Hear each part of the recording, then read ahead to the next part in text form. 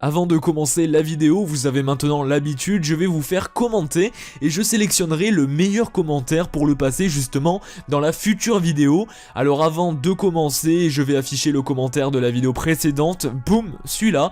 En tout cas, ça a été celui que j'ai préféré, donc bien joué à toi. Et donc si vous aussi vous voulez passer dans la future vidéo, ça va être vraiment super simple. Je ne vous demande même pas de partager la vidéo ou quoi que ce soit. Vous allez juste prendre le nom de famille ou le prénom des deux célébrités que vous allez choisir. C'est obligatoire, c'est deux célébrités, que ça soit un homme et une femme ou deux hommes, comme vous voulez. Et en gros, vous allez donc choisir deux célébrités et donc mélanger les deux noms de famille ou les deux prénoms, ou mélanger par exemple le prénom d'un et le nom de famille de l'autre. Et vous allez laisser ça en commentaire. Et moi je sélectionnerai le nom de président que je préfère et je l'afficherai simplement dans la prochaine vidéo. En tout cas, je vous souhaite très bonne chance à tous et surtout une bonne vidéo. Lorsqu'un président voyage quelque part, nous savons tous qu'il ne va pas utiliser la vieille 206 de sa famille. Le président fait partie des personnes les plus importantes de son pays, et donc son véhicule est relativement exceptionnel en soi. Bien sûr, on sait tous que sa petite limousine est pare-balles, mais il y a des tonnes de secrets à découvrir dessus. En tout cas, sur ce top, nous allons nous concentrer sur la limousine du président des États-Unis. 5. Une voiture digne d'un tank.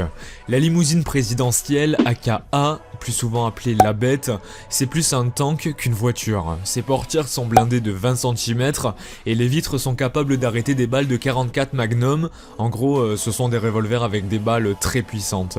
Le véhicule est recouvert de tout un tas d'armures en tout genre contre différents types de dégâts potentiels, explosifs ou bien même incendiaires, et même le sol de la voiture est protégé pour éviter que quelqu'un puisse faire exploser la voiture avec une grenade. 4. Le prix d'une limousine. Une limousine classique coûte 75 000 $ environ. Et bien rajoutez le supplément d'armure et d'équipement de défense. Alors là vous avez une limousine comparable à un tank. Mais est-ce que vous savez réellement à combien monte le prix de toutes ces améliorations? Et bien sachez que pour le gouverneur d'une des régions des États-Unis, les voitures coûtent toutes en moyenne 1,5 million de $. Bluffant, n'est-ce pas? Mais celle du président actuel des États-Unis, d'après vous, eh bien 15 millions. Et le 3/4 du prix est parti dans la recherche d'équipements innovants. Alors forcément, tout cela a un coût. 3. Fast and Furious. J'avoue que rien qu'au titre, on s'attend à quelque chose de très lourd. La limousine de Monsieur Trump est capable de faire le 0 à 100 km/h en moins de 15 secondes, et c'est assez exceptionnel pour une limousine. Comment ça, ce n'est pas assez exceptionnel pour vous? Mais attendez, ce n'est pas tout. Les services secrets qui s'occupent de tout, ça compense ce léger manque d'accélération par quelque chose d'unique en son genre. Un conducteur spécial, surentraîné à toute situation possible. Ben ouais, imaginez Schumacher conduire la limousine du président. Franchement, les États-Unis en font toujours trop. 2. Elle n'est jamais seule. Il n'y a jamais qu'une seule limousine lorsque le président est en convoi pour simplement éviter de se faire assassiner. C'est pas loin de 12 voitures présidentielles toutes pareilles qui roulent dans ce même convoi pour tenter de tromper s'il y avait un potentiel homme armé qui voudrait s'en prendre au président. Sans compter les innombrables motos, etc. En fait, il faudrait être complètement fou pour s'en prendre à un président avec autant d'hommes autour. Et bien s'il y a autant de protection, c'est pas par hasard.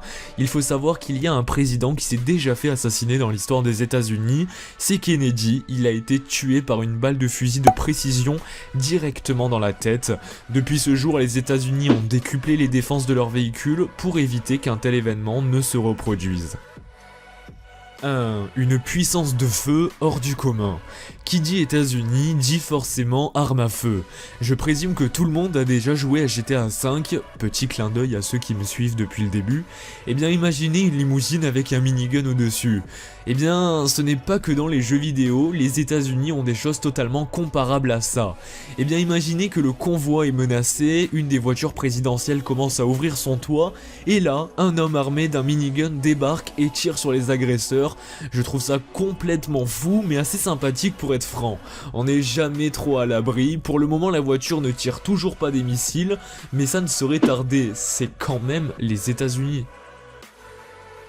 Cette vidéo est à présent terminée, j'espère vraiment qu'elle vous aura plu. Si c'est le cas, n'hésitez pas à laisser un gros pouce bleu, ça m'aiderait énormément dans mon aventure YouTube.